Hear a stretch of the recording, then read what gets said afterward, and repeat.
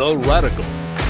Fundamental principles of freedom, rational self-interest, and individual rights. This is the Yaron Brook Show.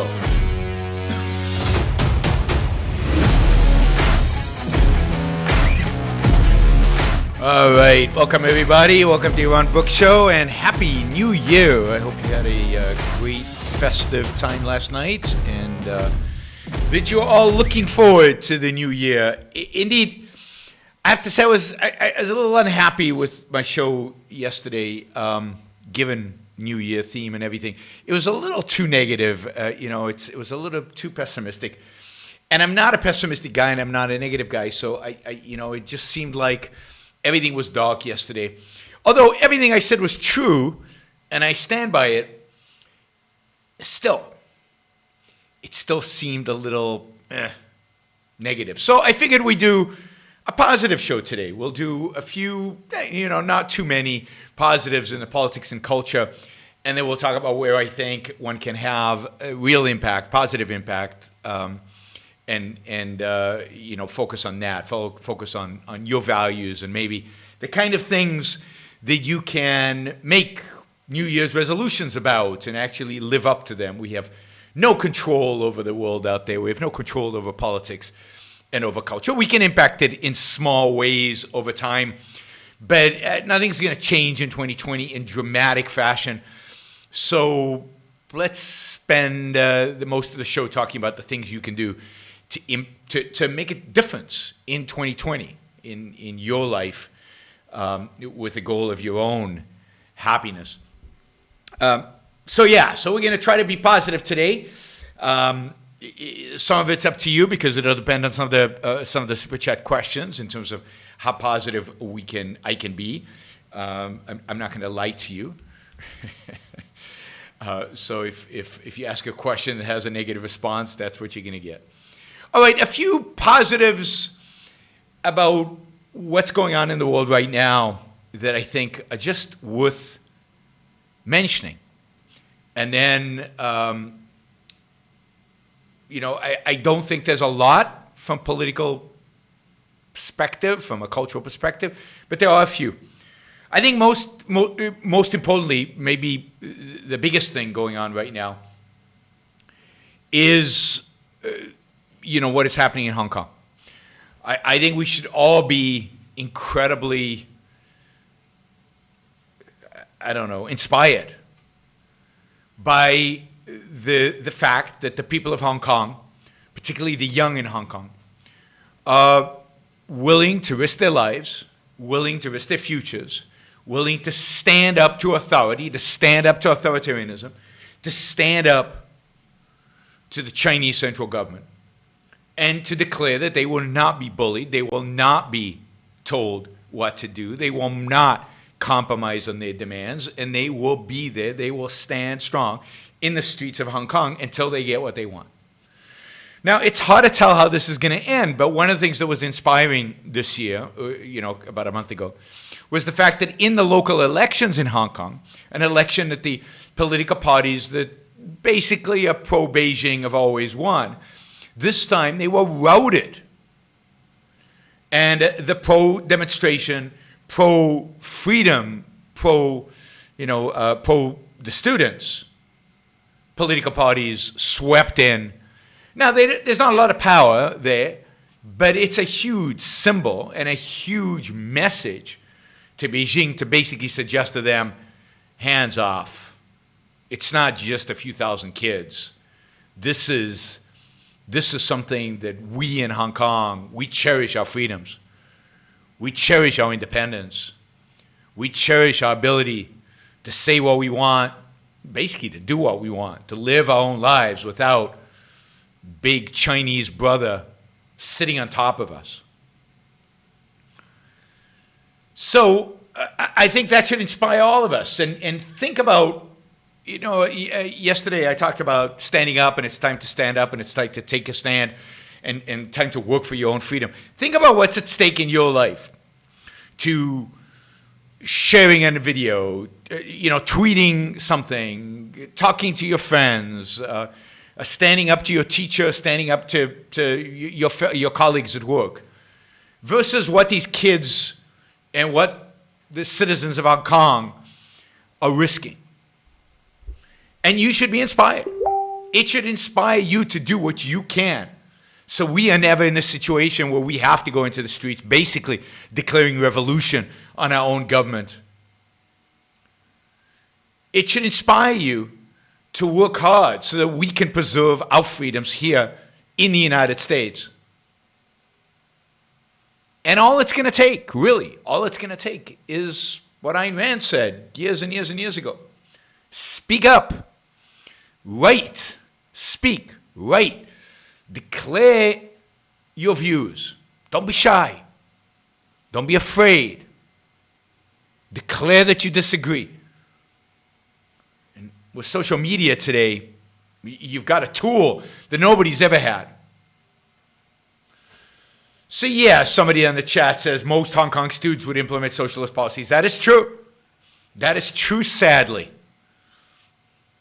But the fact is that socialism under freedom, the socialism of Europe, the socialism that we are heading towards in this country is still much better from the perspective of freedom than being under the foot, the thumb of China. We absolutely should romanticize what they're doing in Hong Kong. They are standing up to the authoritarians. They're standing up to the totalitarians. They're standing up to people who want to have cameras in every street corner, give you a social score on what you do, and they are saying, no, we won't. And one of the positives that have come out of this is the fact that Taiwan is standing with Hong Kong. That Taiwan is supporting Hong Kong. That Taiwan is not cowering before China. That Taiwan is not cowering before them. And instead, Taiwan is supporting Hong Kong, declaring that they will provide asylum to those running away, that they will provide them with assistance, and declaring that they will not accept kind of the Chinese rule over them, declaring their own independence. I think that's a terrific sign because, remember, the whole point of, one state, two systems, the Chinese willingness to let Hong Kong have its own way was to show Taiwan that this could be done so that one day Taiwan would agree to join China and to reunite. And Taiwan's saying, no, we don't buy it. We don't believe you. We can see what you're doing. And that's terrific. Yeah, you guys are way, way too cynical about what's going on in Hong Kong. There were demonstrations today. People are under arrest. There's significant demonstrations right now in Hong Kong. And the Hong Kong protests are standing up to totalitarians. And you don't think standing up to totalitarians is something to worth celebrating, then I don't know what your views about freedom are and what it means. And I think this has a potential. I think this has a potential to ultimately have an impact within China. Chinese economy is slowing. Chinese authoritarianism is increasing. There are certainly vast parts of the population that do not like, within China, that do not like the increased authoritarianism. There are some within China who have the ability to follow what's going on in Hong Kong and do follow it, while generally the view is the Chinese people are anti the demonstrations in Hong Kong. There are many within China who support it.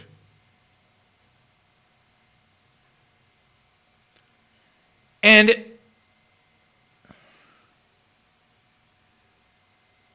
there's just this possibility. A possibility that the Chinese will rise up, that certain elements within China will rise up, that there will be a change in China. Of course, that is what they're really afraid of. Well, that's what the Chinese are really, really afraid of. is that the people in China will look at Hong Kong and view it as a model. And Tiananmen Square is not going to be easy to do a second time in China. Because right now, with social media, with the internet, with the openness that China has had, with the number of tourists in China, with the number of people leaving China and touring around the world, it would be very difficult for the Chinese to shut down and to silence a mass movement for change within China. So, not in 2020, but as we look into the decade to come, I think there is a real possibility that the Chinese people will rebel, that the Chinese people will say enough is enough, particularly if there is a real economic slowdown, particularly if the Hong Kong protesters are viewed to be victorious. There is a real possibility that the Chinese in China, particularly in areas like Guangzhou or Shanghai, rebel, particularly among the students, if they believe that their economic futures are not secure as they have been in the past, that getting a degree at a university is not a path to the middle class as it has been in the last 30 years, then there is a real chance that they will rebel, and they will have leaders when they rebel. Because there is an intellectual class within China that is opposed to this regime, that believes in liberty, that believes in freedom, that believes in the ideas of freedom. So I think my most optimistic prediction for any place outside of the United States is that China, in spite of where it's heading right now, turns towards freedom, maybe as a result of some kind of internal revolution, or maybe in an attempt to thwart that revolution, as they view it as bubbling to the surface, the people within the Central Committee get rid of the current dictator and return to the path of liberalization that they were on until about 4 or 5 years ago. Now, I don't know that that'll happen, but I think there's a good probability that it will. And I'm looking forward to going back to China and giving talks there, going back to Hong Kong, giving talks there, maybe one day going to Taiwan for the first time. Never been to Taiwan.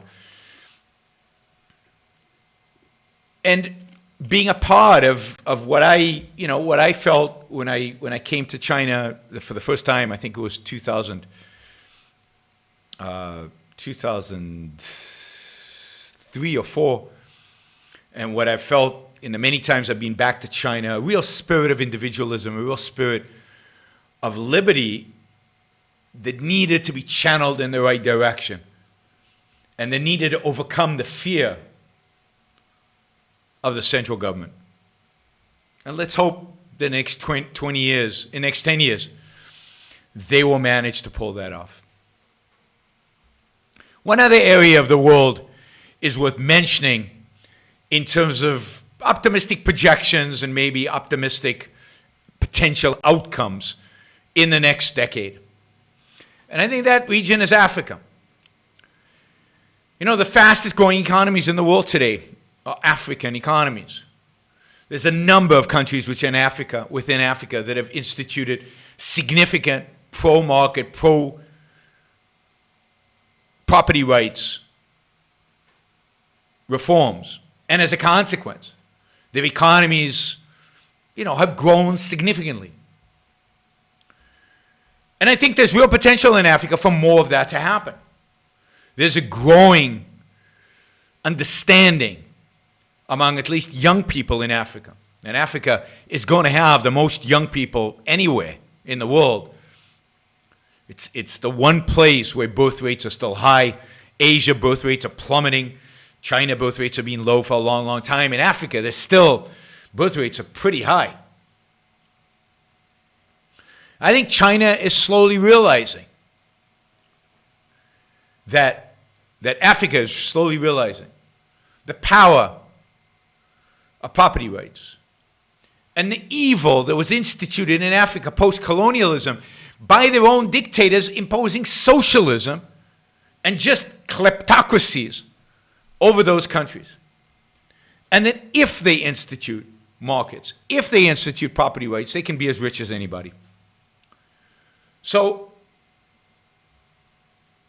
I think that China has huge potential to become what East Asia has become over the last 30 years, for Africa to become that in the next decade. Somebody asked, what's better, China, Venezuela? I think that's a slam dunk. I think China is much better. It really is a question of what's better.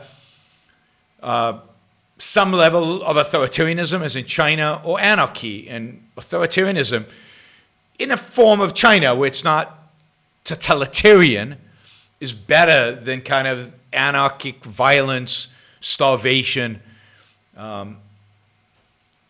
complete breakdown of all rule of law, of all civilized institutions. All right, finally, maybe a piece of good news for the West. I think this is going to be true. But I think there's really been a backlash over the last few years to maybe the most important issue facing us, because it's the issue that if we lose the capacity for real change in the future. And that is the issue of free speech. I think there's now a real coalition, left and right,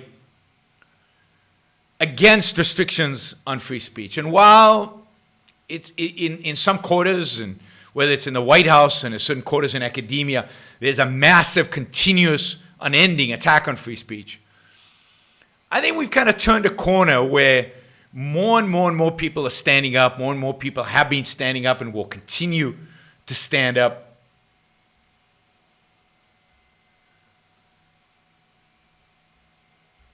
And advocate for more free speech. And again, I think there is this coalition. It was called until recently the dark web or whatever. Not the dark web. What do they call themselves? The people around Jordan Peterson and those guys. The intellectual dark web. The intellectual dark web. Right. In Europe, you're getting more. It's true, you're getting more hate speech rulings, but there is, again, even resistance to that among more and more intellectuals. And you're going to see that increase. I think more and more people are going to start standing up and fighting the kind of response that people are providing to what they view as insensitive comments. I think, for example, the J.K. Rowling's example, she was canceled on Twitter because of what she said about transgender. And put aside, again, what you agree with or don't agree with, or what your views on transgender. What she said was pretty benign, and particularly on a complex issue like that. But the response was absurd. And yet, so many people, particularly celebrities, have folded when Twitter has responded like that to them. They've apologized. They've gone on apology tours to apologize for saying X, Y, or Z. J.K. Rowling is not. She stuck to her guns. And I think more and more people are going to stick to their guns. I think more and more people are going to say no. We're not going to be intimidated. We're not going to allow ourselves to be silenced, because that's the other way in which speech is silent. It's not a free speech issue, but it's an issue of speech, where people stop speaking because they're intimidated, not intimidated with force, which should be the role of government to prevent, but intimidated from, the bad press, intimidated from the Twitter crowd, intimidated by social media. And I think more and more people are going to stand up to that. More and more people are going to say, no, we are not going to back down. There's more, there's a new coalition in the UK that just started to fight for free speech that I intend to be involved with, and I'll let you know more about it when it comes together. And I think there's going to be more of that. There are going to be more people coming to the forefront in terms of free speech. All right, let's do some of these because they relate to kind of the politics, and then we'll get to the post-politics stuff, which is much better. Is it good advice to go to Africa to become rich? Well, it might be. I mean, you'd have to really do the research. You'd have to figure out where. I mean, Rwanda, Botswana, Namibia are some of the countries that come to mind. There are others. You can look at Economic Freedom Index to find the ones that tend to be the freest. But then you have to figure out what kind of industries you want to go to, and you're going to have be very entrepreneurial, very, very willing to take on risk, both financial risk and personal risk. I think there are real opportunities in developing countries, just like there were real opportunities in going to Eastern Europe. When the wall came down, there were real opportunities to going to Asia. 30 years ago, there will be real opportunities in Africa, but I'm not going to give anybody advice to go. It is so dependent on your personal values, your personal skill set, and the kind of risks that you're willing to tolerate. And it would require massive amounts of research to really, really understand the continent, understand the countries you're going to understand the industries, to know what values you can provide them. So it's very, very tricky. But yeah, there's always opportunities in places that are emerging, in places that are freeing themselves up. And I'd say Africa is certainly one of those places. I wouldn't go to South Africa, which I think is going to be a mess in the next decade, unfortunately, and is moving away from kind of. They had a semblance of property rights and respect for contracts and some capitalism, and they're moving away from that, and I don't see that reversing. I mean, one can hope, but I just don't see that reversing. Somebody asked, will the welfare state exist 50 years from now? Good question, but 50-year projections are really impossible. I think, this is what I think.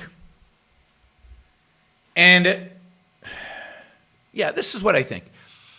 That in 50 years from now, the welfare state will be in decline. The welfare state will be in retreat. That the arguments against welfare state will have real resonance. It won't be gone because unwinding the welfare state is going to take several generations. But that unwinding will have started. People will be at the point of resentment.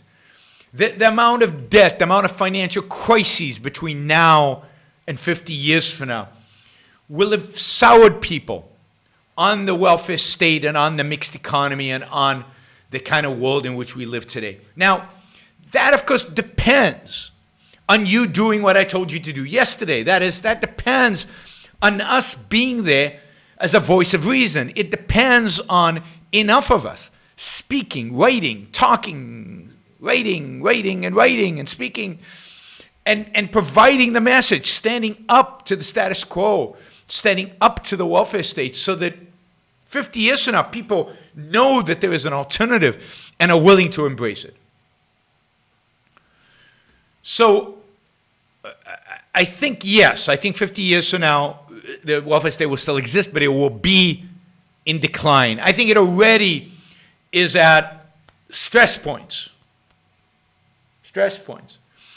But it's going to have to go, I think, more towards the welfare state in the sense of more towards authoritarianism in the short run before we can move towards, greater freedoms and unwinding of the welfare state. What do you think about Sam Vaknin's lecture on the degeneration of capitalism into newer feudalism? I don't think of it because I haven't seen it. I will keep this link. I'll look for it and I'll take a look. I will, by the way, for those of you interested, because I got a lot of recommendations to do this, I will be either tomorrow or over the weekend doing a commentary video on the new video that Prager University just put out on the Enlightenment. So I will be responding to the video on the awful video that Yoram Chazoni has just put out on the Prager University on the Enlightenment. I know Yoram Chazoni. I've had coffee with Yaron Brook, and I have some respect for him. Very little, a lot of that is going as I find myself disagreeing more and more with him. But we can talk about that when I do the video criticizing his Prager University video on the Enlightenment. And of course, I think unfortunately that video capitalizes on mistakes that Steven Pinker made about the Enlightenment. And this is what happens. When you make mistakes, even when you make mistakes trying to make a good point, people will use those mistakes against you and things will get worse. All right, Emmanuel, thank you. Thank you for becoming a recurring sponsor of the show, and absolutely Happy New Year. Bree asked, the way to force the EU's hand on free speech is to get the U.S. State Department to issue a travel advisory about free speech. They will only respond to a threat of loss of tourism from another country. I have contacted my senators about this. I mean, that is a good idea. That is a very good idea, and thank you, Bree, for the contribution there. That is an excellent idea not to ban travel to Europe, not to put tariffs, but just to tell people, there's a real danger in going to Europe because you might say something that might get you in trouble, and they act in a contrary way to the principles of the U.S. Constitution. We're just making you aware. It's a travel advisory. We're not recommending you don't go, but just be aware of this. And generally, I think, and this goes back, our country will never do this, not do it anytime soon. But this generally is what I've been arguing for a long time. The moral standing, the moral bully pulpit that the United States has globally is super important. One of the great, and I hate to do this on today's show, but one of the great damages that one of the real damage that Trump has inflicted on us is a loss of some of that standing. And the fact, and generally, the decline of the United States over the last 20 years has made the world more skeptical at looking for us as an example. So when we say stuff like hate speech laws in Europe, if the president of the United States ever said hate speech laws in Europe are an abomination, a moral abomination, and it should stop, 20 years ago, people would have really paid attention. I'm not sure if they would today, but they would if we started to be consistent about that. But to do that, we'd have to have a president who had that kind of consistency, that actually believed in those kind of ideas, that wasn't himself attacking free speech in his own country. Right? So, unlikely to happen in the short run. But again, I don't think the hope with regard to free speech is in politics. I don't think the hope for anything is in politics. The hope with regard to free speech in the coming years is with the intellectuals, with the better intellectuals standing up. It's with you. It's with the people. It's with people waking up to the real threat and making a big deal out of it and not bowing down and not cowering. It's with celebrities not cowering, like J.K. Rowling's not cowering. It's with all of us standing up to the bastards on left and right who want to restrict our ability to speak and not relenting. And that includes the government, that includes people who use force like Antifa, but that also includes just the kind of attempts to silence people, like the self-imposed silencing of people. That, I think, needs to happen first before we can get to the politics. And that, I think, I'm going to be optimistic here. I think there's a chance that on that realm we can slow things down. All right.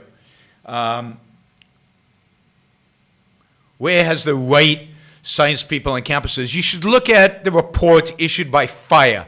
FIRE is an organization dedicated to free speech on campuses. It's a fantastic organization. I've worked with them in the past. The Heinemann Institute has worked with them in the past. They're really dedicated to free speech on campuses, and they put out a report every year on campuses where free speech is being prohibited, restricted, examples of deplatforming of speakers throughout campuses. They also put out the positives, like campuses where the administration have signed free speech commitments, where they're agreeing to expand free speech on campuses.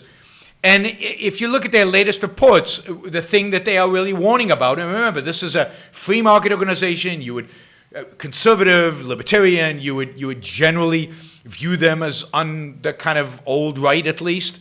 I think they're on the collectivism, individualism spectrum. They're on the individualistic side, but generally they would be considered in the culture on the right.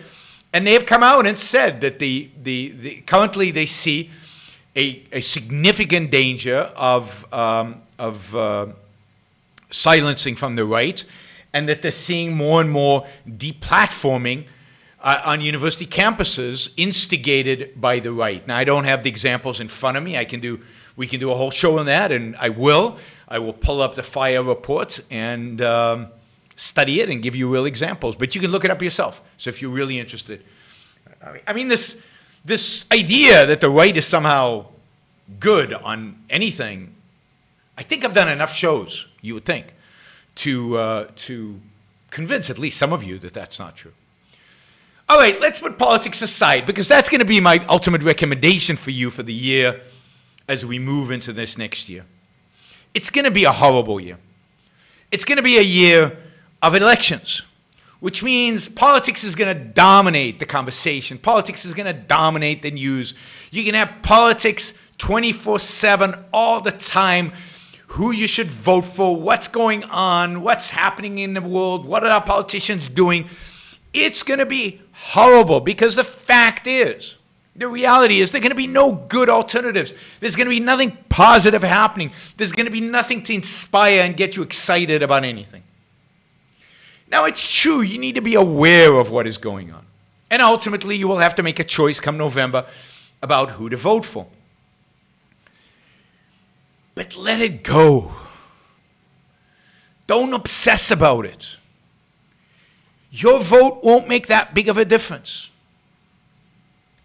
Your point of view, your yelling and screaming won't make that much of a difference.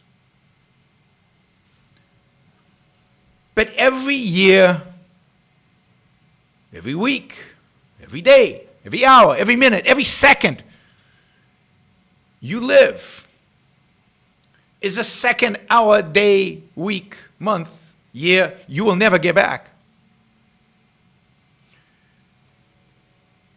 The most important New Year's resolution you can make is to resolve to make every minute of your life count. Count towards what? Count towards what you can impact.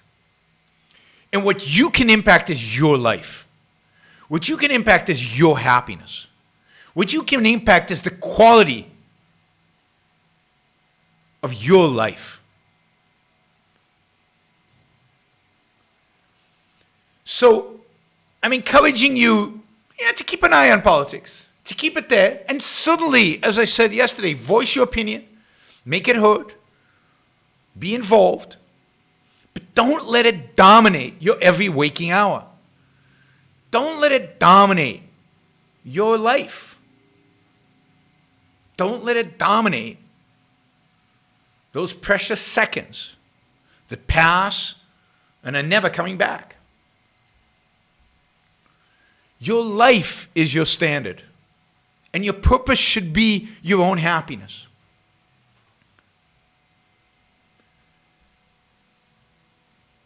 And for that, I would suggest that you really stop, think, take out a pad of paper and a pen. Remember those? Pens, pads, paper? Remember those? And put down the things, make a list of the things that you love the most. Make a list of the things that are most important to you.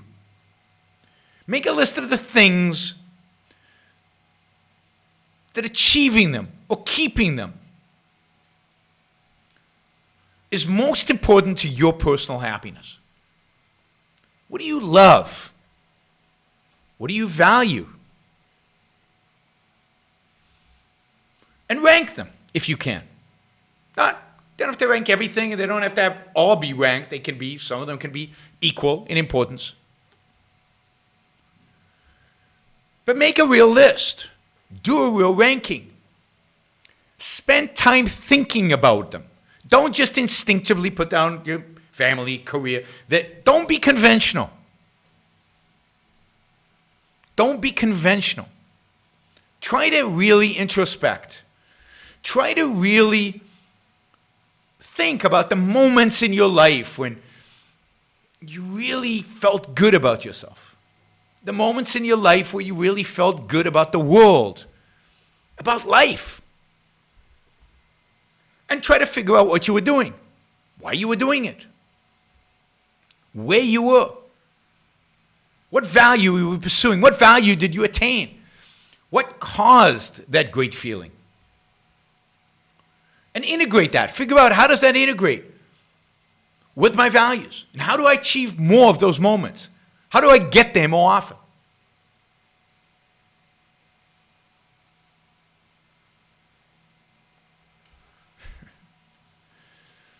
So, make a list like that. Rank it based on what is more important. But don't stop with that. Now is the most difficult part, but the most important part. Is now question it all. Make sure that the list is rational. That it's not just based on your emotion, based on your passion, based on what you feel like, but that it makes sense. That it integrates into your idea of what a good life is and what a good life should be. That the values don't clash with one another. That they don't contradict. That they're truly integrated towards living a better life. And focus on the things that are most important. Your career, your relationships with other people.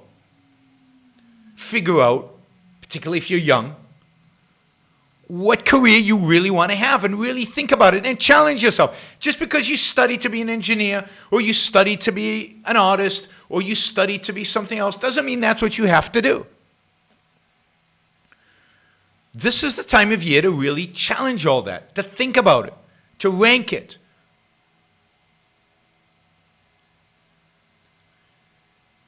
And to dedicate yourself to achieving the values, to dedicate yourself to spending time on those values, dedicate yourself to prioritizing your values, and not letting things like politics, your iPhone, video games, or anything else distract you from actually doing the work, from actually doing the thinking, from actually doing the focusing on achieving those values. And try to think of some new ones, some things that you don't value right now too much, but you think might be interesting. Things that you would want to experiment with, try. Again, don't be conventional. Break out of your habits. Try to do new stuff. I mean, for example, I know that many of you don't really value art that much. It's hard in the world in which we live. And it's hard if you pursue a career and you're pursuing relationships. It's hard to find the time, and it's hard to figure out and find the knowledge. Art requires a certain amount of knowledge. So try it. Experiment with something. Go back to some of my talks on art, or some of Ankar Gate's, or read the Romantic Manifesto by Ayn Rand. And go, but don't just read. Don't do it as an intellectual exercise. Go and experience some. You know, I talked a few shows ago about extending your attention span. Use classical music to extend your attention span. Use art to improve your life, to make your life better. But the important thing is to take it seriously. We live in a cynical world. And what is the essence of cynicism? It's kind of to not to care about our values.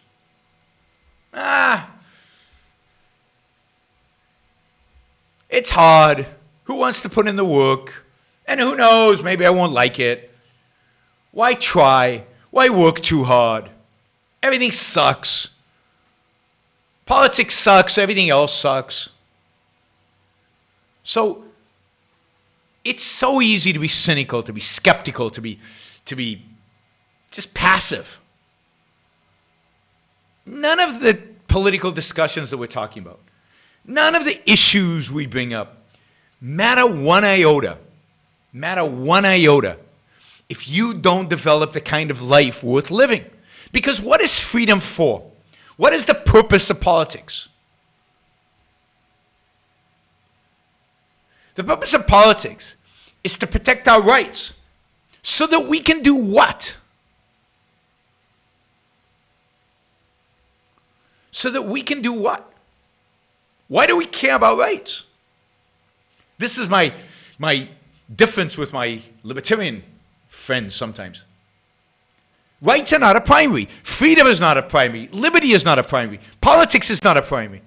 The purpose of all of that is to give us the space to live the best life that we can.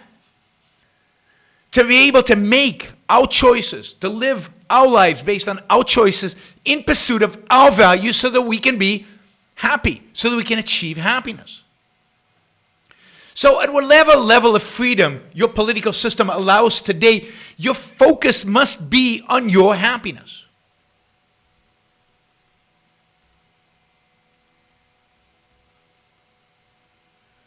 So, I'll say it again. Do less politics. Focus less on the things you cannot control. And focus more on your values. How to integrate them. And it's challenging. It's challenging. And by prioritizing it doesn't mean that you do everything that comes out on top. Career. So I'm not going to take care of relationships or art or anything else. I'm just going to focus on career. No. You'll be just too exhausted. You need a balance. You need to balance out your top values. You need to be able to focus on your career intensely. And at the same time have fantastic relationships and have the opportunity to rest, to enjoy other people's company with friends, to enjoy art, to enjoy just a nice dinner. But I'm not going to tell you what values you should have. My point, more importantly, is that you dedicate the time and the focus to figure it out for yourself. And again, what I mean by integration is not just to see how the values fit with one another.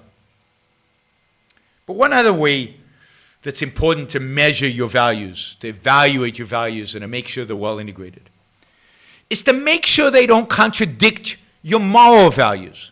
They don't contradict your ethics. They don't contradict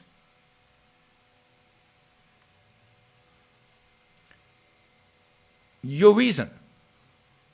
That they're rational values. That they make sense. And that they are achievable. They're not fantasies that cannot be achieved. That are just whimsical. So make sure that your values are rational, integrated with your moral values, consistent with your moral values. Make sure that you've introspected. Make sure that you're not just being conventional. Make sure that you're not doing what you did last year. Make sure that you're thinking. And that you're really trying to get to know. This is a great opportunity to get to know yourself. What is important to you? Counter to Jordan Peterson and many others, I believe there is such a thing as a self. Get to know it. Figure it out. Change it when necessary. Oh my God, you can't, even as I'm giving this long spiel about forgetting about politics for a while, you can't but ask political questions in the super chat. Come on, people. Ask me stuff about values. Ask me stuff about life. Ask me stuff about Personal choices. All right. All right, let me tell you a little bit about my plans for the next year, and then I'll go back to the Super Chat, including the political questions. So, as you know, over the last few years, I've become less involved with the Ayn Rand Institute. I'm chairman of the board, but I'm no longer CEO. I'm no longer basically full-time dedicated to promoting Ayn Rand's ideas. I do this basically on the side as not as a full-time job, as probably a minority of my time, significant minority of my time, is now dedicated to promoting Ayn Rand's ideas. That is going to get more so, not less so. That is my other activities that are not related to promoting objectivism are actually going to take up more and more of my time starting tomorrow and probably increasing so at least for the next few years. So while I will be continuing this show, and I will be continuing this show as is, I'll be doing less of other stuff. I'll be doing, less speaking, less traveling, less general involvement in what's going on in the objectivist world. But I will be continuing to do this show. I also want to say something about the kind of show that I do. I saw a post, there's a post on the Yaron Brook Show Facebook page, which it's a group, you guys can join if you want to. But there's a Facebook group called the Yaron Brook Show. And on there's a post, a very nice post, about what videos the person thinks would be most effective. And basically, they say I should mimic Prager University and do short videos, scripted videos. And there's a long discussion about these kind of videos that need to be done. And let me just say, I'm not going to do it. I mean, you should make those recommendations to Ayn Rand Institute, and I think Taltz Fani, who's the CEO of the Ayn Rand Institute, knows about this and intends to do those kind of videos and wants to do those kind of videos. But it's not going to be the videos I do or want to do or care about doing. I think you're right that they're effective.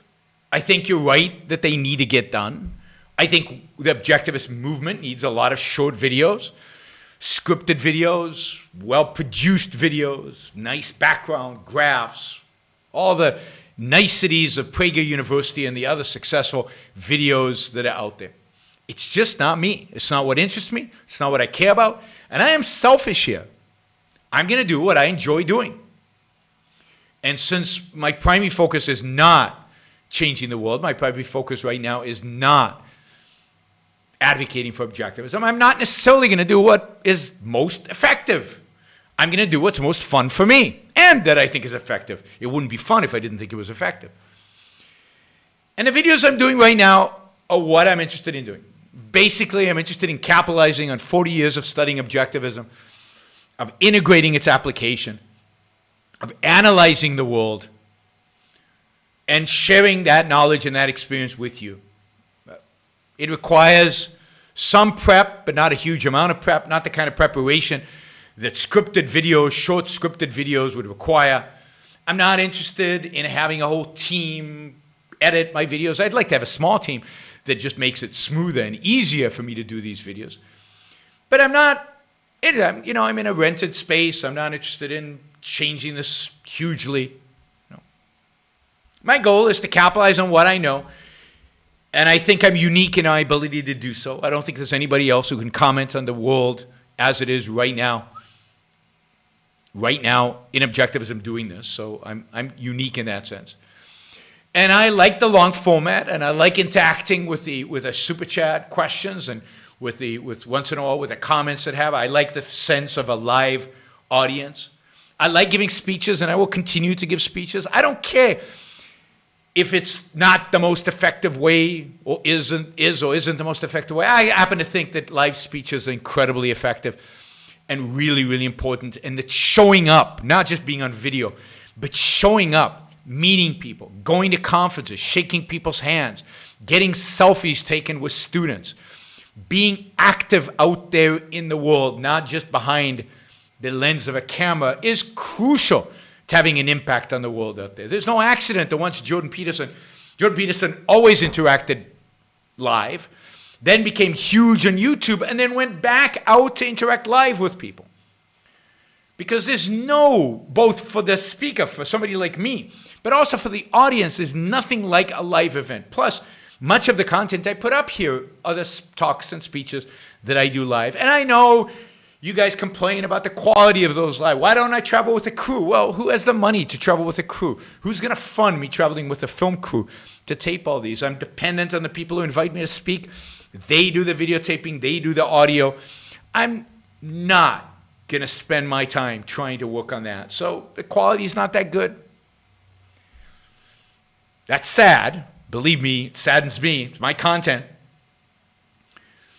But, maybe when I'm super rich, I'll travel with a crew and we'll tape it professionally and we'll get it out there. But I love live events, and I'm never going to give up live events. Not just because I love them, because I think they're unbelievably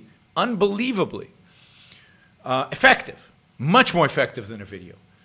And while you get to fewer people, then you put up the video and you get to thousands of people. My goal over the next year the minimal goal is to get to 20,000 subscribers. That should be doable, should be fairly easy to do. My stretch goal is to get to 25,000 subscribers. We'll see if that is doable. That's gonna take quite a bit. I think to get there, it is obvious that what is most popular on YouTube is when I do reaction videos to other intellectuals' commentaries, and I will be doing more of that, starting with the Enlightenment one sometime later this week. But taking on both people on the left and people on the right. I love taking on Tucker Carlson and others, and Yoram Chazoni and others on the right, but I also will continue to take on the Kalinskis or whatever his name is on the left and keep taking on. I know everybody always writes on the comment section, well, debate these people. I'd love to. I'd love nothing less than I love debates. So if you guys can organize a debate, you can invite whoever you want, almost whoever you want on the other side, and I will show up. You have to pay me a fee to do it. I'm also willing to do it by video. But yeah, I'll debate anybody by video, live, whatever, right? So let's do it. Put it on. Stop putting on the super chat. Oh, you should debate this, you should debate that. I know I should debate them. Somebody needs to organize a debate. Debates don't just happen. I'm not inviting people on my show. That is not going to happen. I'm not going to debate people on my show. I don't like that format. Somebody invites me to their show to debate, I'll do that. I'm not going to debate people on my show. I will be doing more interviews. I think the interviews are interesting, even though they don't always get the most views. I think they expand your knowledge, my knowledge. They're fun to do. We're going to do more interviews. But the Prager type videos, the short videos, that's ARI's job, not my job. Not happening. I will also return to what I used to do, which is I used to do a lot of art recommendations, like positives. I want to try to be more positive, and I will do more art recommendations, make it more regular.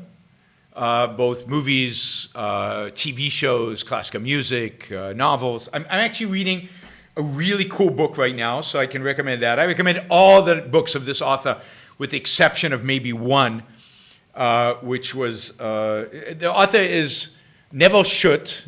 As you can see, it's an old book, and it's actually a real book. I don't usually read real books, but I don't think you can get this on Kindle. Author is Neville Schutt. I recommend everything that he writes, except maybe On the Beach, which I don't think was very good. But everything else is very out of character for him. The most benevolent author I've ever read. Unbelievably benevolent. So this book is called Kindling, but I recommend everything. So if you want a really fun, positive, enjoyable, quick read, pick up a Neville Schutt book. I mean, it's amazingly inspiring experience. I did recently watch another. So this last year, I think was the year for me of Korean television. Korean television, right? And I told you, I think, much of the year about my favorite TV show in a long, long, long time, which was Mr. Sunshine. It was just fabulous. I loved that show. So I watched another Korean TV show, shorter, significantly shorter, only 16 episodes. I think Mr. Sunshine was like 40 or something. 16 episodes. I warn you that it's much more violent. But I really, really enjoyed it. I really enjoyed it. Now, somebody's saying Korean television, live video games. If you watch live video games, you've got to rethink your life. That is, if you are watching other people play video games, you got to rethink your priorities in life. Go back to the beginning, to earlier in my show about setting values and defining values and doing that. Because watching other people play video games is like, sounds awful and horrific. Don't do it. But what I found with these Korean shows, and Country, it's called Country, and Country is very violent. But what I found with both Country and Mr. Sunshine is these historic dramas from kind of Korean history. They're really driven by values. They're really driven by a fight for values, by people pursuing their values. And uncynically, with no cynicism, with no undercutting, with no undermining. In the case of Country, there's the value of friendship, which is paramount in the series, the value of friendship.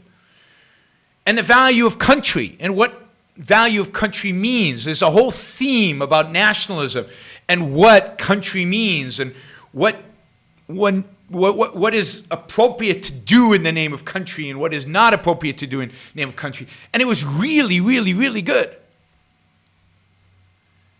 And really powerful.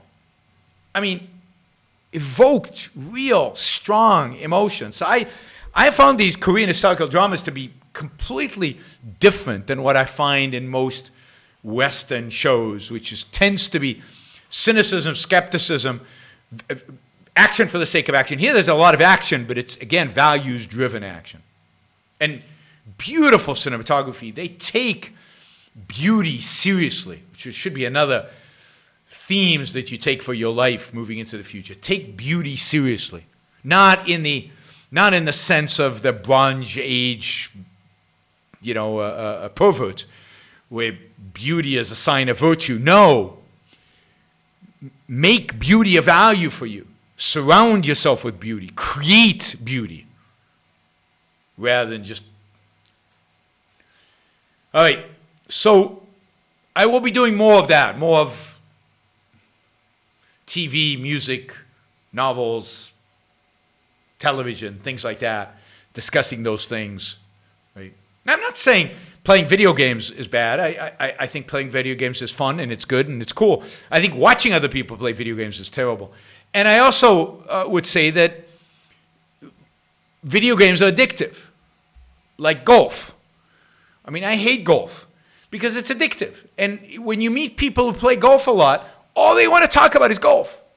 It completely corrupts the mind by turning it into a single obsession of one thing. I find people like that, I mean, it's boring and it's just not healthy. And I think video games can be the same thing, particularly to a young mind where that's all you do, or you're doing it, you do it again and again. It's really addictive. Golf is addictive. Video games are addictive. Bridge, if you play the bridge card. Now, I'm not talking about biologically addictive, obviously. Psychologically, they're very addictive games. Any game, where at the end of the game, you think you could have done it better. You think you can replay the game and do it better, which is perfect for video games, is addictive, because then you want to try it again and again and again to do a little bit better and a little bit better. You can waste a lot of time on stuff like that. Yeah, I mean, somebody in the chat says, I get high on golf. That's exactly it. That's part of what makes it addictive. When you're successful at it, you get high. And when you're not successful at it, you miss the high. So you want to do more of it. When you're not successful, you're encouraged to do more of it because you're waiting for the high. You miss the high. So anyway, I avoid video games. Right? I used to play, but I avoid them because I know how addictive they can be. I avoid golf, and I've avoided even bridge because when I stop playing bridge, I find it hard to think about anything else. I just want to play bridge. So I do it when I still play. Well, I haven't played bridge in a long time, but when I play bridge, I try to do it in small quantities and really take control over it. But golf I've stayed away from because I know it's not good. I'm kidding, right? You can still play golf. That's fine. Simon corrects me by saying the title of the TV show is actually, and he's right, My Country, not just country, My Country. And I think I watched it it's on Netflix. So I definitely recommend it. It's very well made, very dramatic, very exciting, and very, very, very values oriented. I can't emphasize that enough on how much fun it is to experience well-made artistic creations that are driven by values and not the cynical, skeptical, values undermining creations that dominate so much of artwork in the West today. Oh, okay, let's see. We got some super chat questions. Hypergamy. I don't know what hypergamy is. Hypergamy compels women to procreate with men superior to them. Isn't the West destroying its birth rate by raising women's social status above men? None of that is true. I don't know what hypergamy is, and I don't really care. But the idea that anything compels anybody to do anything is pure determinism and just not true. There's nothing that compels women to procreate with men superior to them. Why would men want to procreate with women who are inferior to them? I certainly don't. I have no desire to procreate or to have sex, for that matter, with women who are, quote, inferior to me. The whole way of thinking about inferiority and superiority about people like that is just wrong. I don't think of my wife as inferior to me. She doesn't think of me as superior to her. I mean, that's an insult both to her and to me. An insult to all women. So this idea that Jordan Peterson and others are popularizing of, the biological basis of hierarchy between men and women in the relationship is for people who use reason, for people who actually engage their mind, who people can get beyond their genetics and their environment, completely BS. Women want to marry men that are in some way equal and complementary to themselves. In some ways, the man might be superior, stronger, I don't know, more, have a different orientation maybe. But in some ways, inferior, different, but the same.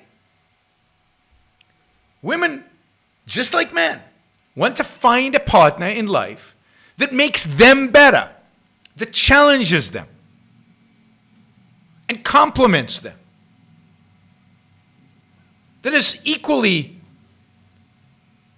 smart, if you want to use that term, although smart is such it's a vague term, but yeah, equally smart, equally, talented in something. But why would anybody want to do something what does superior have to do with it?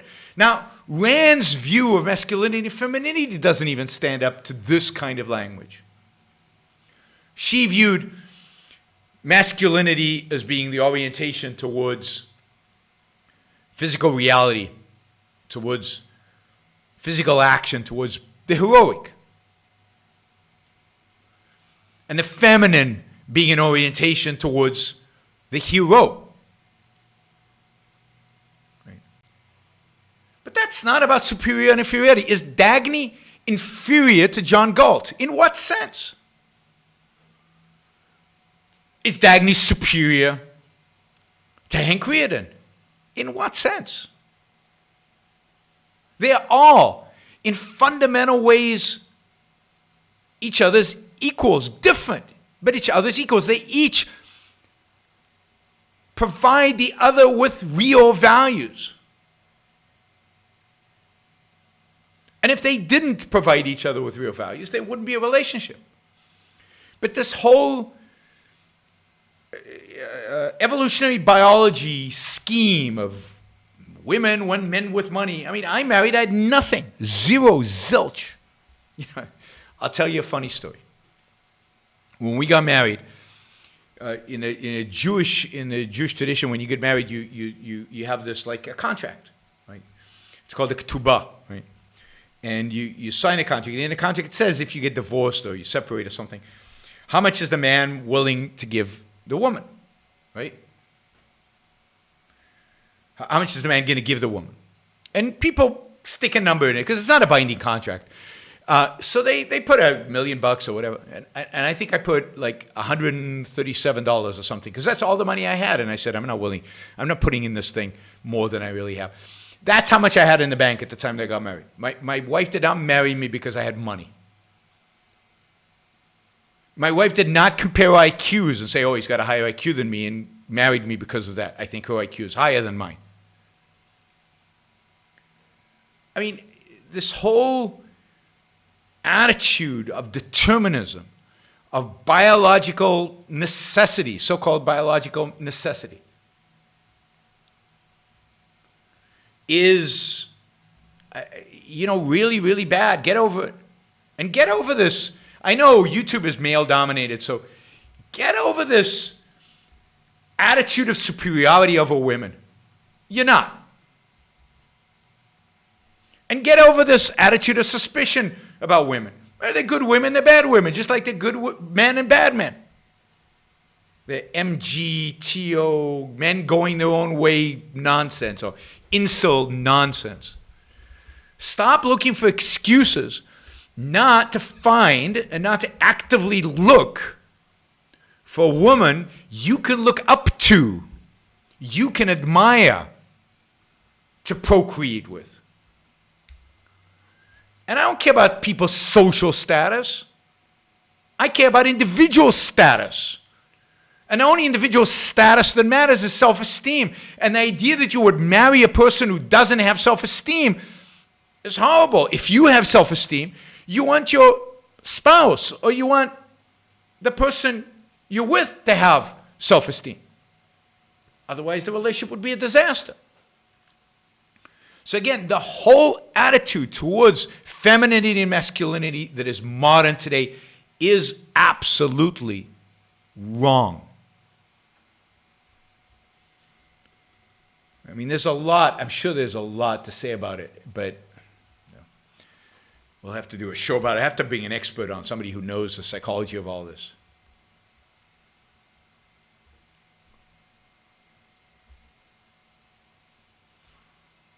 Okay. In Rand's definition, there's no inferiority.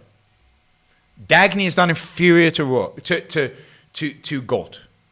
You have to think about what she means by orientation. The orientation of the man towards reality does not mean that he is superior.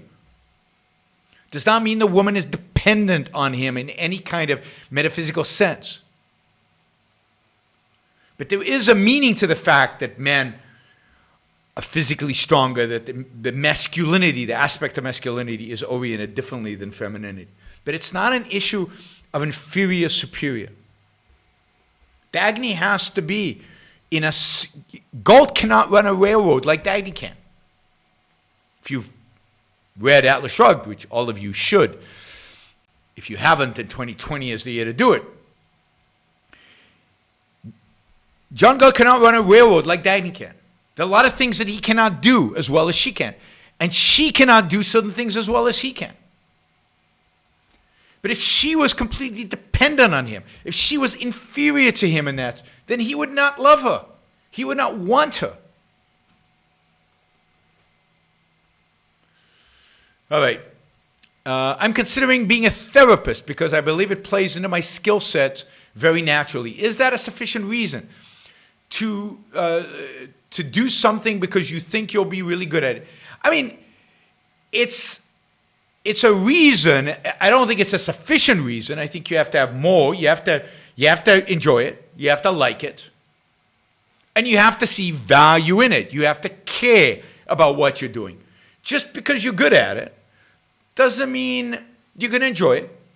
And it doesn't mean you're going to think it's important. So again, start with what you view as important. Now, again, don't just accept that, challenge that. But start with what you view as important. And work from that, what your values, and challenge them, but figure out at the end of the day what's important to you. And then think about, what am I good at? What do I enjoy? How does it all fit together? And integrate it into a career you want to pursue. So it's not sufficient, but being good at something is really, really important. So you want that to be part of your decision making. If Republicans take, here's the politics. If Republicans take Congress and presidency in 2020, is real deregulation spending cuts possible? Or would split government be better? Should the two likely Supreme Court nominees, Ginsburg, Breyer, retiring, encourage Republican voting? No,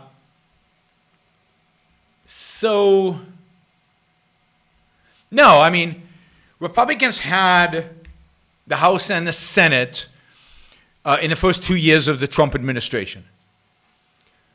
Did they do real deregulation? No. There were no deregulatory bills passed in Congress. Did they cut spending at all? No. Quite the contrary, they increased spending. Did they repeal Obamacare? No. So there's no reason to believe that a Congress and presidency 2020 being all Republicans would lead to anything particularly positive. On the contrary, I think what you'd ultimately get is some kind of universal health care. And what you'd get is the massive infrastructure bill that Trump keeps promising us. And you'd get continued government spending through the roof. Now, I also think it's pretty unlikely that Republicans can take Congress in 2020. Certainly the Senate. I actually think Republicans have a good chance of losing the Senate, even if Trump gets elected president. You just look at the map of what is up for grabs. So you get divided government in that sense. The divided government, though, of Trump and Democrats is not a good divided government. That is probably the worst kind of divided government, because think about it. What is the result? The result is a NAFTA 1.1 or 1.2 or 2.0, however you want to think about it, a new NAFTA, significantly worse than the old NAFTA, because the Democrats stepped in and said, if you want our support for NAFTA, here are the provisions you have to add. And Trump, doesn't care about those provisions having to do with labor and environmental regulations in Mexico. He doesn't care about those, so he said okay, and he needs them to vote because he needs a win on trade. So it made the deal much, much worse for American producers, much, much worse for Mexicans, much, much worse for Americans. To inflict our awful labor and environmental regulations on Mexico. I want the Mexican regulations inflicted on us, not the other way around. Particularly labor regulations. Somebody says women are destroying the West. That's pretty funny. Last I saw, men are destroying the West. I mean, almost all the intellectuals out there are men. All the Marxists out there that I know, not all of them, but a significant majority of them are men. A majority of the politicians are men. A majority of people who are anti-free speech are men. A majority of the people who are white supremacists are men. A majority of people on all sides of the political spectrum, on the kind of wacky political spectrum, are men. Men are destroying this, and men are using women as an excuse to destroy it. And yes, there's some wacky women. Welcome to reality. You guys are nuts. All right. I mean, I'll go back to the best split in terms of government spending, the best split in terms of regulations is a Democratic president and a Republican House and Senate. If you could pull that off, that would be ideal. For now, until we can get anybody better. Should the two likely Supreme Court nominees, Ginsburg and Breyer, retiring, encourage Republican voting? Well, the only Republican voting you would want to do is for president, because he nominates. I guess they'd have to go through the Senate, so you'd want a Senate majority. Particularly now, I'm not that convinced, because the fact is that the likely retirees from the Supreme Court are Democrats, are leftists. So you've got a conservative majority in the Supreme Court already. I don't think it's that important, the next two. And Trump, the one maybe good thing, we'll see how this all plays out. Good thing he's done is nominated all these conservatives to not just the Supreme Court, but also to the district courts and to all the federal courts. So I think a third of all judges now at the federal courts are Trump appointees. I don't think there's much more to do once you've done that much. And of course, we need to see how it plays out. I mean, abortion rights are in real danger. I think gay marriage might be ultimately in real danger. There might be other things that we will discover. Pornography, for example, free speech, in other words, where we might see that all these appointments of conservative judges might put us in danger. I hope that those judges are better than that. I think many of them are, because many of them lean more libertarian or Federalist Society judges are not just the kind of religionist conservatives. They also tend to be on the libertarian spectrum. So free market and free socially. So we'll see what the consequence of all these Trump appointees as judges. But that's probably the one good thing his presidency will leave us, are probably better judges. I'd say that with some fear, but that is the one good thing. All right, I get this. You know my answer to this, so I don't know why you're asking it. I don't think it's a serious ask, but since you put money to it, I have to answer it. Trump, great president or greatest president? The only question about Trump is, how bad is he? Is he the worst president, which I sometimes suspect he will be, or is he just one of the worst, really, really bad? But great or greatest, not on my spectrum, not in my evaluation. Please check out HBO's Watchmen. A lot of good commentary to be had there. I saw the first episode. I had a hard time getting into it. I've been encouraged to try again. I will try again. I'll try again. I'll try to get into it. I'm interested in it because I'm interested in how it deals with the issue of racism. So I'm interested in it in that sense. So and tribalism more broadly. So I will give it a shot and try it again.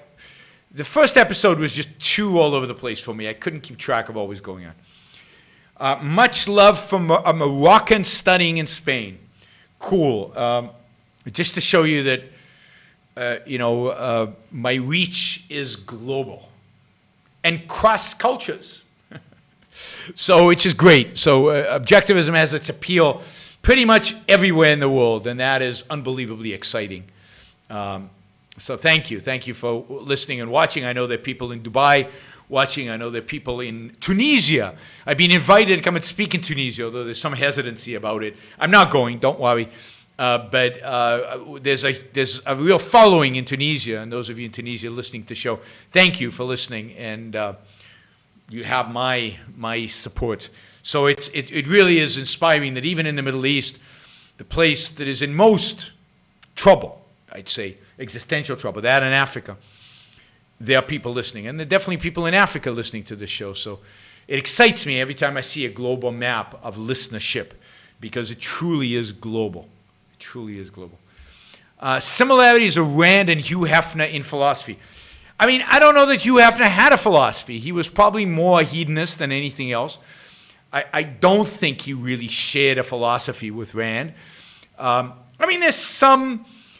Rand certainly was pro-pleasure, but not pro-pleasure in and of itself, in an end in itself, particularly not at expense of long-term values. And I think Hefner, at the end of the day, was way too hedonistic, way too focused on the short term, way too focused on the immediate. But certainly, they were both secular. Certainly, they both had a positive attitude towards sex and a positive attitude towards beauty. in human physical beauty. And, much beyond that, I don't know about Hugh's philosophy. Did you ever meet Ayn Rand in person? I did not. One of my great regrets in life is not having met Ayn Rand. I don't think I had a real opportunity, but I was in the United States in 1979 for a couple of months, touring around before I went into the Israeli army. And, I actually, and you can ask me sometime in the super chat now, I can tell you some stories, but I actually hitchhiked in 1979 from Los Angeles to Washington, D.C. through New Orleans. And I've got a lot of really cool, crazy, nutty, stupid hitchhiking stories from that period. I don't want to do it today, so don't ask me now. But sometime, if you feel like just some fun stories that have nothing to do with philosophy or anything else, you can ask me what it was like hitchhiking in 1979 from L.A. to Washington, D.C. And that was a period in which I could have, I guess, gone to try to see Ayn Rand. I don't know why she would have seen me. I don't know how I could have met her. But I have to say that at the time, the thought never crossed my mind. She was this giant whose books I've read. And it changed my life. I had never met another objectivist. I didn't know that they existed. I didn't really know that she was alive. I don't think it was real to me that she was alive. And it certainly wasn't real to me that she would want to meet somebody like me. I was just an 18-year-old nobody. So I would have thought at the time, if you'd asked me, I would have thought that it would be unbelievably pretentious of me to go and try to meet Ayn Rand. So anyway, that's... I'm always shocked by how arrogant 18-year-olds often are, who just think, they're owed everything. I was a pretty, I don't know. I was a student. I was learning. I had no value to provide her at that point. It would have been a one-way thing. I would have just been, I can't imagine meeting Ayn Rand. I wish I had. But I can't imagine it. I mean, they often ask you at dinner parties or whatever, who is the one person you wish you could have dinner with? And it's clearly Ayn Rand. Nobody in history more than Ayn Rand. I've got a list under Ayn Rand of other people I'd love to have met and love to have dinner with. But Ayn Rand is certainly at the top of that list, unchallenged. What is your position on gun rights? Should there be any gun control? Oh, my God. I mean, I'm going to give the short answer. I've given a longer answer elsewhere. You can find it. It's kind of all over the place. My position on gun rights is I think you have a right to own guns for the purpose of your own self-defense. The guns necessary, those kind of weapons necessary for self-defense. I absolutely think there should be gun control.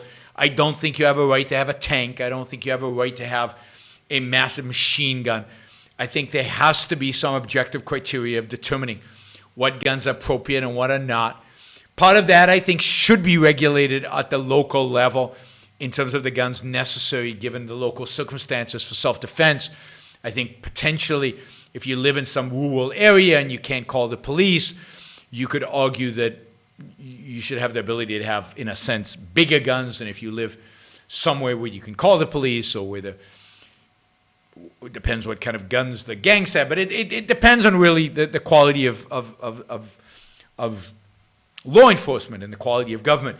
But government's job is the monopoly over the use of force. Guns, the purpose of guns is force. It's killing. It's now there's a legitimate use of force, and that's a self-defense. So the government has an interest in why you have the guns and what kind of guns you have. And I think the government has to take a role in regulating guns in one way or another, in determining the kind of guns one owns and their purpose.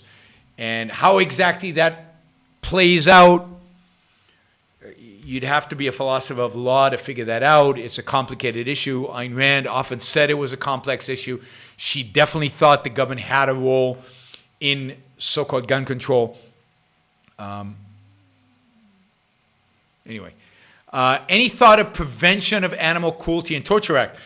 I mean, I don't know the Prevention of Animal Cruelty and Torture Act, but I'm against anything that criminalizes animal cruelty and torture.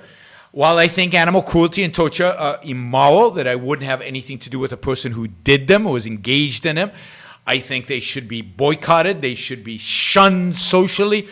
I don't think this is an issue for the police. I don't think this is an issue for the state, because here it is. The government's job is to protect individual rights. Animals don't have rights. Therefore, the government has no involvement in animals. That's my view of that bill. Somebody says I missed the parental rights question. I don't see the question. So if you want to quickly repeat it, even if it's not super chat, just repeat it in the comments section. I will try to get to it. But I don't have that. So for example, somebody brings up Michael Vick. I think Michael Vick was despicable for what he did. If I was a NFL team owner, I wouldn't hire him as my quarterback, or if as a fan, I wouldn't want my team to hire him as a quarterback. But he shouldn't have gone to jail. He should not have gone to jail. All right. So if there are no more questions, I don't see the parental rights question out there.